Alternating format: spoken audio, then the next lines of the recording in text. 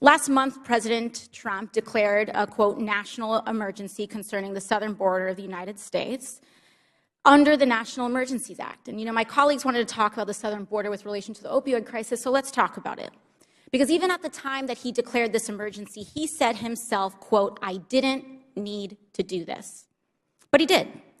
And at the time the president declared this emergency, the White House issued a statement that, quote, he would be using his legal authority to take executive action to secure additional resources. And he's transferred millions of dollars even from FEMA to ICE. The statement said that the administration had identified funding that could be transferred from other agencies as well. This includes up to $2.5 billion that he's transferred from the Department of Defense and up to $3.6 billion reallocated from military construction projects. So that's one national emergency he's identified. But about a year and a half ago, the president issued a declaration indicating that opioids also constitute a public health emergency. Director Carroll, today, how much funding has the administration transferred from other agencies to address the opioid public health emergency? If you're referring to the opioid emergency that was declared 18 months or so ago, very little money was actually transferred over. I'm not sure of the exact amount, but it was not very much money. Right. We're seeing here, there's evidence that almost no money was transferred from other agencies. So we have two national emergencies, one declared on the southern border where the president transfers and is taking away millions of dollars from other agencies to address a wall, which doesn't even solve these issues when we're seeing that it's focused on ports of entry. But second, when we actually— May I address that, actually? In terms of if you just go by weight, and I can break it down by drug if you would like, but and the numbers that I have from Customs and Border Protection for 2018 reflects the total weight of drugs at ports of entry in 2018 was 432,000 pounds of various drugs. Between ports of entry for the same time frame, fiscal year 2018, 476,000. So actually more even. In terms of total weight, I can break it down by drug if you want. So here's my big question I want to ask for the other side. Because it was just a few weeks ago that enough fentanyl was captured to kill 57 million Americans. You remember this story when this happened? Yeah, just a few weeks back, right? Yes, sir. So if that's not an emergency, somebody tell me what is. Enough fentanyl to kill 58 million? 59 million? How bad does it have to get before we actually say this is an emergency? Mr. Carroll, is there a drug crisis emergency on our southern border? Yes, sir. There's a drug crisis in our country, and all of the drugs that are here are coming into our country. The fatal drugs are coming from overseas, Mexico, China. I do think that we here in Congress have responsibility as well. The Public Health Emergency Fund has only at most $57,000 in it, and it has not been really funded congressionally in a long time. So I think that that's an area where we can accept some personal responsibility. Thank you, Mr. Chairman. Thank you, Madam Secretary, for being here and helping us answer the fundamental question of whether we care about our sovereignty and the rule of law in our country. And unfortunately, I have this now cynical view that I'm not so sure we all agree on that we all value the rule of law and value the ability to manage our border effectively. A lot of questions have come up about the humanity of our policies, as they should. There's some rightful anger about family separation. But unfortunately, it's myopic because nobody ever talks about the other issues that we might have when it comes to our humanity. There was a young woman in my office yesterday. She's from Mexico. She's about 18 years old. She was taken across the border, kidnapped about 5 years ago. On the third attempt, because they were turned back twice by Border Patrol, on the third attempt they made it through, and she was brought to New York City where she was raped approximately 30 times a day for 5 years. I don't know why nobody talks about that kind of stuff.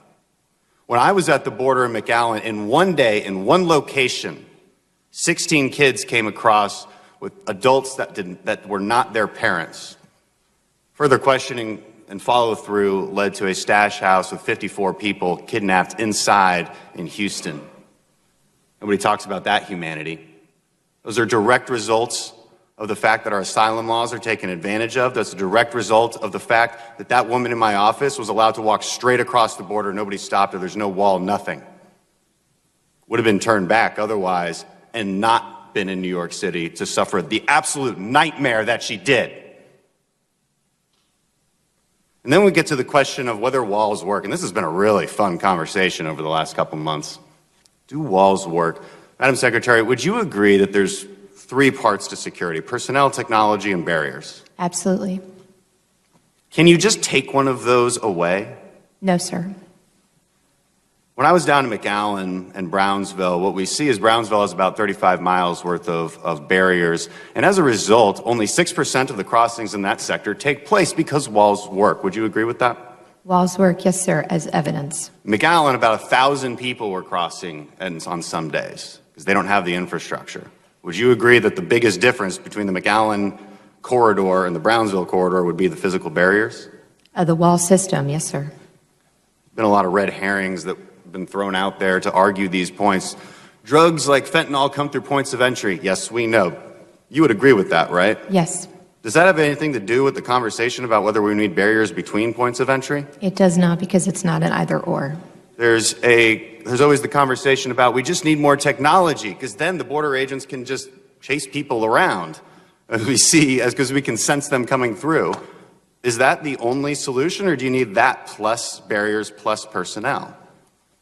We need all three. We also need the ability to detain and remove when there's no legal right to stay.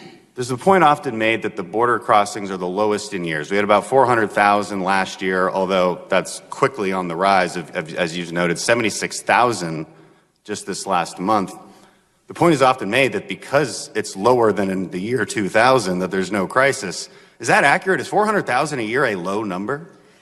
Sir, it's not, but again, if I could, respectfully, it's because of the flow. It's because these are families. It's because these are children. That is why it's a crisis. It's a terrible, horrific journey that they undertake. And let's get to that. As these arguments are made against points that, frankly, we're not even making, you mentioned the children and why that's the nexus of this crisis. Why does that happen? Is it because of our asylum laws? Is it because of the fact that if you bring a child across the border, well, and I think as you mentioned this before, if you bring a child with you, it's your ticket into the United States. All you have to do is claim asylum. Would you agree that our asylum process is completely taken advantage of? Yes, sir. Would you agree that if we were to put more resources at points of entry so that we could humanely bring people in and hear their asylum case, but not let them loose into the country, would that dramatically reduce these illegal crossings as well? Would that be part of the solution as well, to reform the actual asylum process? Yes.